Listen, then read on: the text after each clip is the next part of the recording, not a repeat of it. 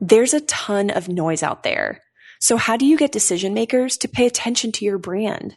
Start a podcast and invite your ideal clients to be guests on your show. Learn more at sweetfishmedia.com. You're listening to the B2B Growth Show, a podcast dedicated to helping B2B executives achieve explosive growth. Whether you're looking for techniques and strategies or tools and resources, you've come to the right place. I'm James Carberry. And I'm Jonathan Green. Let's get into the show. Welcome back to the B2B Growth Show. We are here today with Lauren Locke-Paddon. She is the Director of Customer Success at SurveyMonkey. Lauren, how are you doing today? Doing well, James. How are you doing? I am wonderful. Really excited to chat with you today. I actually first heard about you guys via another podcast guest who used one of the SurveyMonkey products, TechValidate, and was talking about the results that he got with it. And so ended up connecting with you guys kind of through that, and really excited to chat with you today about really why metrics matter and looking at things beyond traditional case studies and references. But before we jump into that conversation, Lauren, I'd love for you to explain, for those listening that aren't aware of SurveyMonkey, for maybe the one person that doesn't know what you guys do, talk about SurveyMonkey and also TechValidate. Fantastic. Yeah, no, James, again, totally excited to be here. I know there's a great audience listening. And so I actually joined a small company called TechValidate about 6 years ago, which no one had heard of. And we were acquired by SurveyMonkey as a part of their enterprise solutions offering. So SurveyMonkey's got this great brand recognition. I cannot even tell you how many people just tell me how much they love it. Yeah. And so what's really exciting here is that we're taking our solution, TechValidate, which is a big part of their enterprise offerings. And its application is based on survey responses. So that's where there was a lot of synergy and it made sense to join forces. What we enable our customers to do with this software as a service application is reach out to those customers, pull back in that data in aggregate, and then automatically click to publish things like customer reviews, charts, statistical evidence, and case studies that comes back from that. So, and this is all, our customers are B2B marketers that are seeing challenges around just getting their customers to talk and getting enough content to fuel their marketing programs. I get it. As we were talking offline, Lauren, you mentioned that there's only a small fraction of your happy customers that will actually go on the record to endorse you. Can you talk to us about that? That seems a little surprising to me. Yeah, absolutely. And, here I joined as the first customer success hire. So I have talked to hundreds and hundreds of marketers over the last years.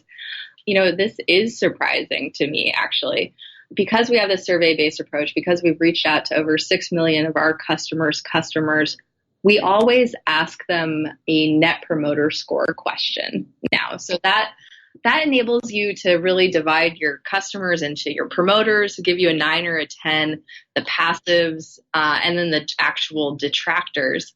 And so with the net promoter score methodology, those 9s and 10s, those are supposed to be the folks that are out there speaking on your behalf, helping you grow the business. And it is actually a really great benchmarkable framework. But with TechValidate, we also ask them an additional question, which is, would you like to be a reference? And if so, for what of these 6 standard activities, talking to a salesperson or speaking for a case study, going on stage for your company, doing a video, et cetera. And what we found out of over 250,000 of those most recent responses is that only 21% of your promoters would actually agree also to be a reference. Wow. This was actually, when we ran these numbers, this was really surprising to me.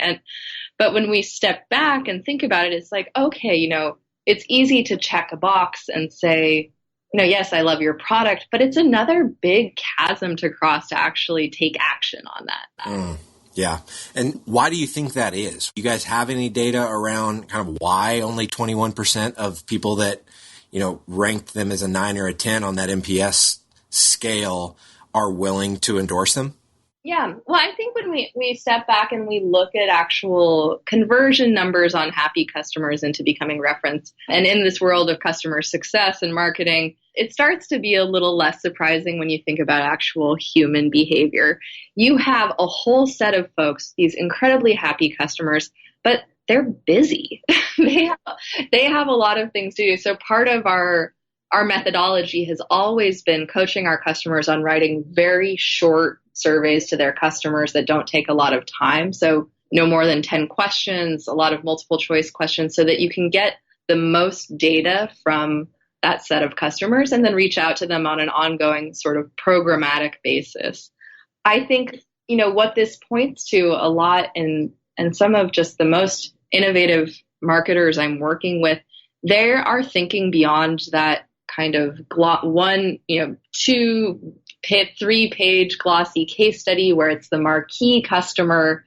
And they're starting to think more in this like Yelp culture. When you look at a restaurant on Yelp, you're looking at the aggregate stars in addition to some of those top reviews. If a restaurant has 1 star or 2 stars overall, and then there's just one raving fan, you're probably going to trust the aggregate a lot more. It's a lot more credible. There's a lot more behind it than, the restaurateur's best friend who they got to speak on their behalf. Yeah. There's this other idea kind of to piggyback on that, Lauren, this idea that buyers are becoming more savvy, and this idea of like fact-based evidence based on what your customers are actually saying is way more credible than just seeing a statistic.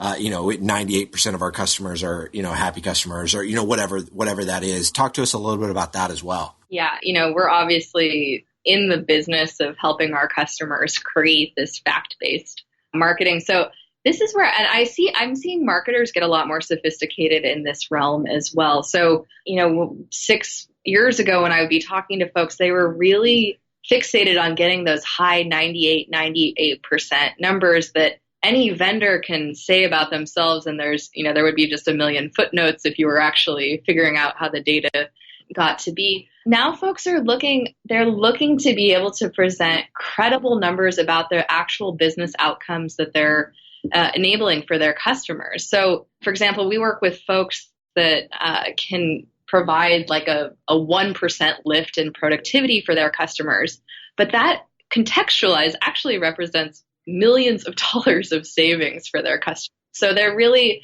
the consumers and the buyers in this world are getting a lot more sophisticated. So often that kind of 99% statistic without any sort of substantiating evidence, it starts to get a little fishy. Got it.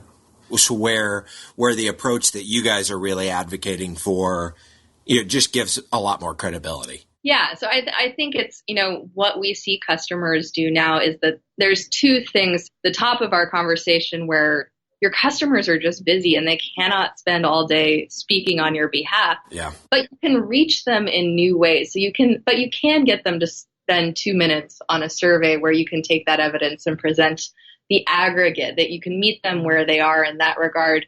And then you can pair that with the more qualitative stories that get in depth. Okay. Got it. So what would that look like practically? Yeah, absolutely. I mean, so that's definitely where folks are using TechValidate. It's a really easy platform to do it.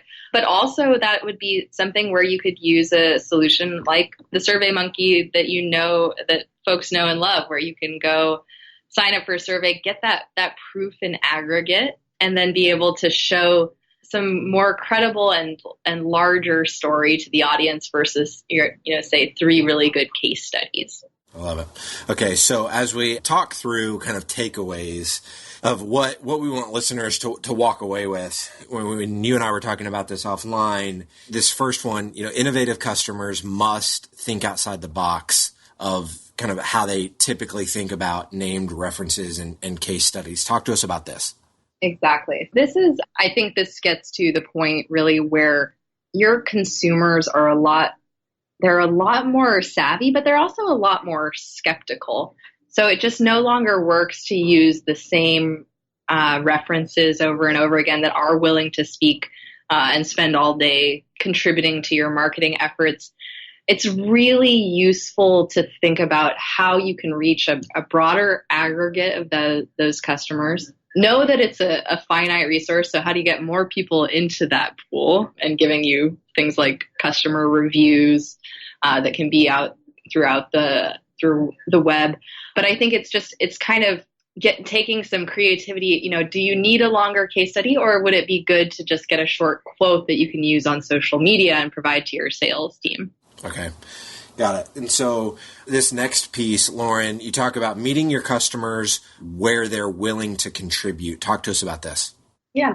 When I enter a lot of conversations with customers and the folks on my team do, there continues to be a fixation on getting that long form content from customers, whether it's a video, these really high production and high cost content assets. I think what's interesting to me is, as we've worked with customers over the year, how effective things like publicly blinded quotes and reviews can be from the right kind of industry. So, for example, you might work with Procter and Gamble, and if you're a security software vendor, there's no way that company their lawyers or their PR professionals will ever let you use their name. Yeah. It can be useful for your sales team to have a quote from them and say, this is obviously a Fortune 50 consumer product company, and use that in the conversation. That's going to be credible for your prospective customers. Got it. Okay.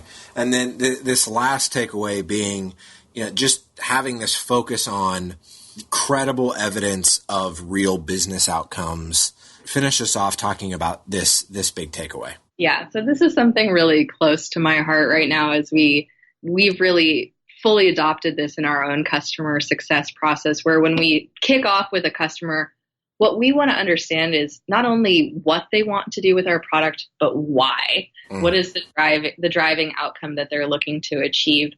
And so the way I see this translated with the customers and our customers in their marketing are really getting those often lower statistical numbers, but much more credible around the actual outcomes they're driving for their customers. So, the vanity metrics might be something where you could drive like 99% of satisfied customers and above with a certain aspect of your application. But what happens when you drive down deeper and get into the more specifics about what your product can do for customers? Okay.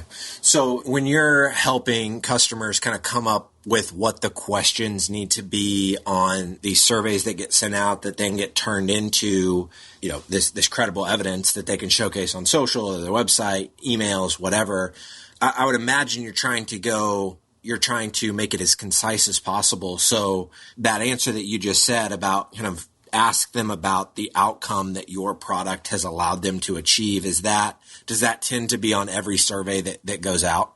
Yeah, absolutely. Yeah. So if you're listening and you're thinking, hey, maybe I will fire up a SurveyMonkey survey and kind of test out this aggregate approach, I'd really encourage, the things that we see really successfully here are asking questions about the actual financial or operational metrics that your solution can enable for your customers.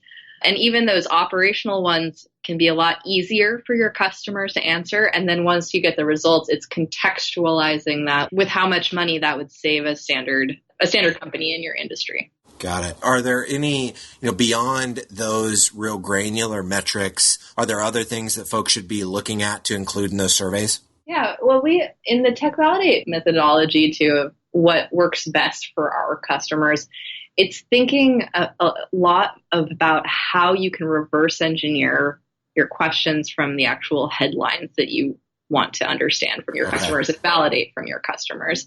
So it's often, it can work twofold. You can test some of that messaging because, again, you're going out to your customers and they might surprise you, and sometimes they do with what resonates with them and what doesn't resonate, even though you might have been saying those things for years. But then in the experience of our customers, they then have the ability to go ahead and publish those right away when it does come back and it does resonate. And then they can tweak and refocus based on the other feedback.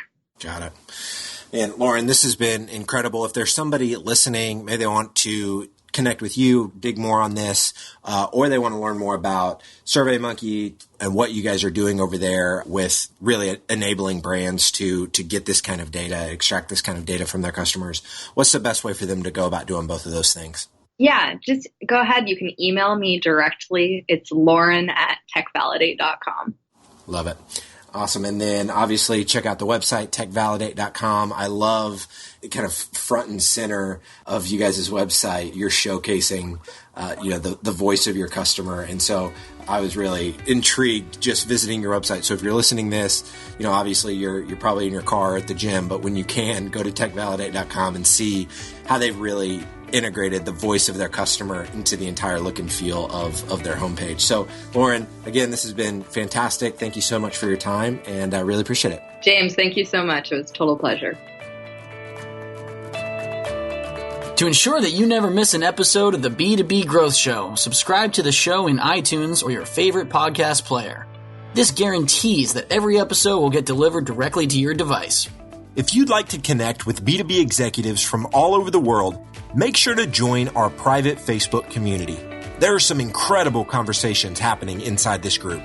To join, visit b2bgrowthshow.com/FB. Thank you so much for listening. Until next time.